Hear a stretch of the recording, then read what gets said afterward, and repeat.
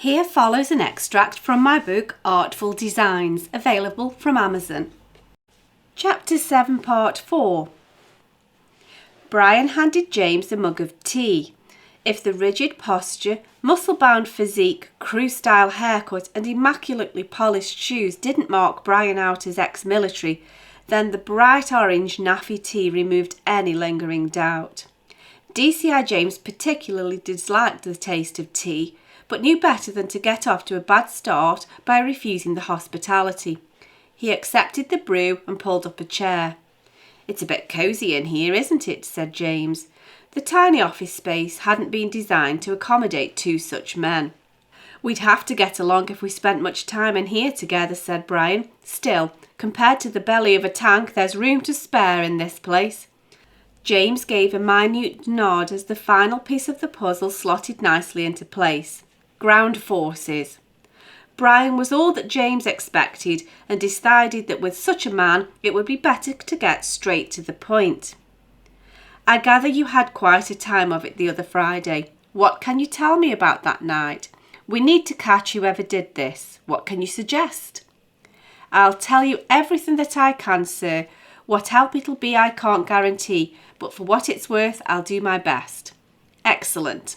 Let me decide what is or isn't important. Just tell me everything as you remember it." "I knew you'd be wanting to talk to me sometime soon, and I wanted to be ready. I've taken all of the security camera discs home from that day and that night, and also a couple of days before. Of course you can take them and look for yourself, but I thought I'd save you the bother. I've watched every minute myself. I haven't fast-forwarded or skipped anything, and there really is nothing to see. The usual builders come and go, and the general staff go about their business. I can vouch for all of the gallery staff easily enough, and I know most of the builders by sight from my day shifts. There are a couple of unfamiliar faces among the builders, but they just go about their work without a hint of any funny business. Nobody is remotely concerned with the skylight that was used to gain entry into the building, and none of the builders pay any attention to the archives. The only time anything fishy occurs on that Friday morning is when those good-for-nothings in hoodies barge in, and I'm sure that you know all about them." "What a saint you are! I'm grateful for your efforts here, and I know that my sergeant will consider himself eternally in your debt for sparing him the task of trawling through the security footage. You must have had a dreadfully dull few days." "It can't be shirked though, can it? Somebody has to do it, and it might as well be me. At least I know who should or shouldn't be about. You can get your sergeant to look, but he won't know who is in the right place or if anybody looks out of place." "If it's all the same to you, I'll spare him the duty. I wish they were more like you." James took a sip of his tea as a token of his appreciation. If only Brian knew the sacrifice of the gesture. "What galls me is that if I was the type of security guard that sat on his backside watching cameras all shift, then this wouldn't have happened. I came to work at my usual time. I worked from 6 till 6 either side of the clock, 4 shifts on, then 4 shifts off, and rotating days and nights each time. I checked into the security office to relieve the daytime guard, and everything was fine. He had nothing to report, and had probably spent all shift reading the paper. There's not much you can be doing in the day while the gallery is closed. There's no point watching the builders' every move, and the gallery staff know their own business best. There was no sign of a fire then. After that, I make it a point to avoid any sort of routine or pattern. The only consistent thing is that I'm rarely in the office. I can get the images from the cameras redirected to my tablet, and I look at them as I patrol the building. I would normally go back to the office for a drink and my supper, but while the gallery is closed, I've tended to picnic in the gallery.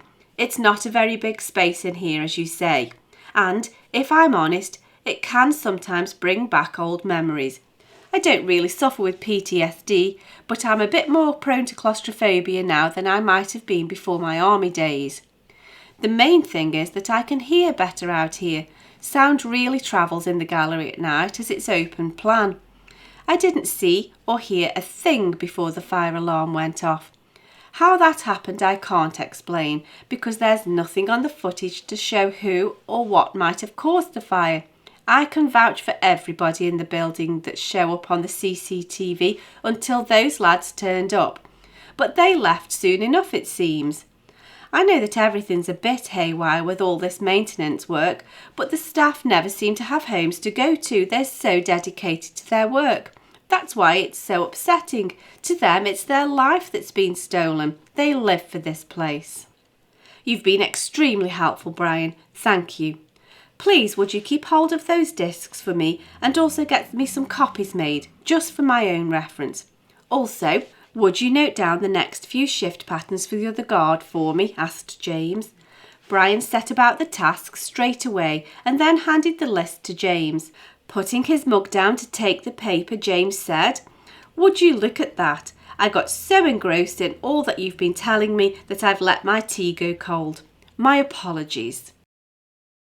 For the full book of Artful Designs, available in paperback or as an ebook, follow the link in the cards in the description box or find details on my website at sharonbill.com. Thanks for listening.